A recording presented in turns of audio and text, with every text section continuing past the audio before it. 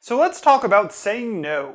It's a pretty simple concept. In fact, it's one of the first words that we usually learn as kids. And so you might figure that kids use the power of no to fix their mistakes and learn how language really works. But it turns out kids accentuate the positive when it comes to honing their linguistic skills. There's no room for negative thinking. I'm Moti Lieberman, and this is the Ling Space.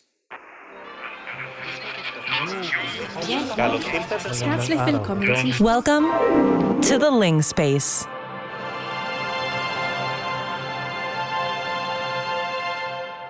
From the moment they pop into the world, and even before then, kids get exposed to language. They hear full sound systems, they have complete, beautiful sentences lobbed at them, there are just words everywhere. And all of this data, for whatever language that they're learning, is positive evidence of how that language works. For example, when they hear an English word like apples, it's telling them lots of things. Like, you can have syllables that don't start with consonants, but you can also have ones that end with them. Or look at a sentence. A question like, which airplane did Emily fly, tells you that to make a question in English, you need to move the question word to the beginning of the sentence, as well as the tense marker, did. Every piece of data that a kid hears is just one more little push towards working out all the different parameters of their future linguistic playground. So all of that positive proof, all the data that kids gather from around them, forms the backbone of their linguistic knowledge. They hear something, they know that it works in their language, and they use this information to form their hypotheses about how everything comes together. But there's another obvious kind of information that kids could be using to solve linguistic mysteries, and that's being told they're doing things wrong. Getting corrected and being given the right response seems like an easy path to greater linguistic glory. After all, adult speakers of your language are telling you to do this thing, not that other terrible, faulty thing. What could possibly go wrong? Well, turns out a whole lot. First, we're actually kind of bad at telling kids when they've gotten things wrong. Think about this actual attested exchange between a parent and child. Me want more. You want more? More what? Want more milk. You want more milk? More milk. Sure, I'll get that for you. So we can agree this is a successful communication. The kid gets their point across and can triumphantly drink some milk. But is this a successful language lesson? The parent may be providing good examples of English, but there's no direct correction of anything that the child is saying. So there's no way for the kid to know that they were wrong. And yet, if the parent did stop to correct them like this, we probably wouldn't be like, wow, good child rearing skills, dude. Me want more. That's not grammatical English. Want more milk. Still not grammatical English. More milk. Also not grammatical English. Wah! Try, I want more milk, please.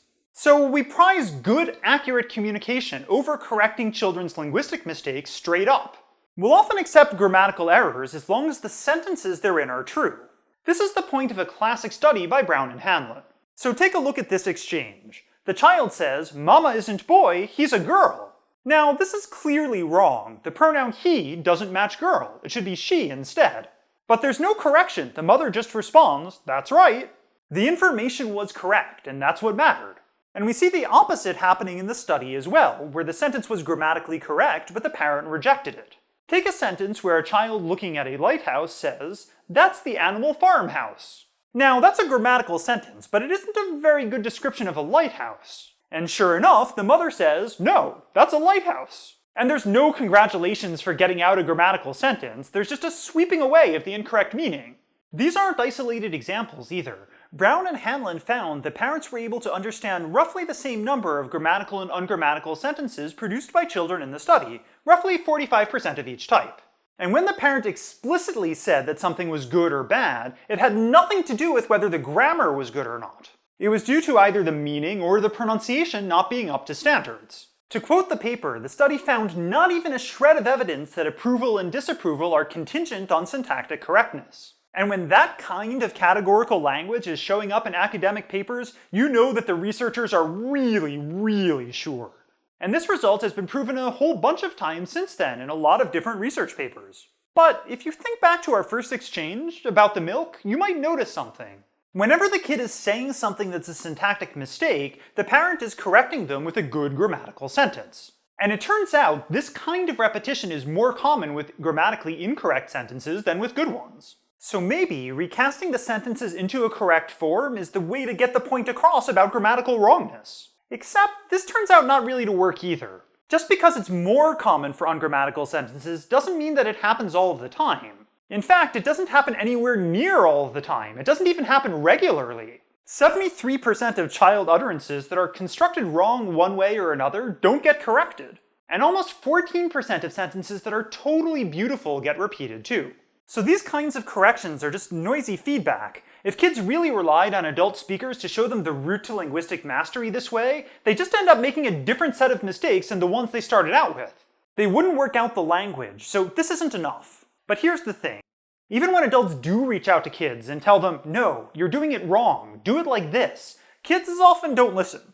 Take a look at my favorite exchange in all of linguistics, first reported in 1966. Here, a mom is trying to get her kid to say this unfortunate sentence correctly. Nobody don't like me. No, say nobody likes me. Nobody don't like me. And this happens 8 times, until finally it ends with, now, listen closely. Say, nobody likes me. Oh, nobody don't likes me.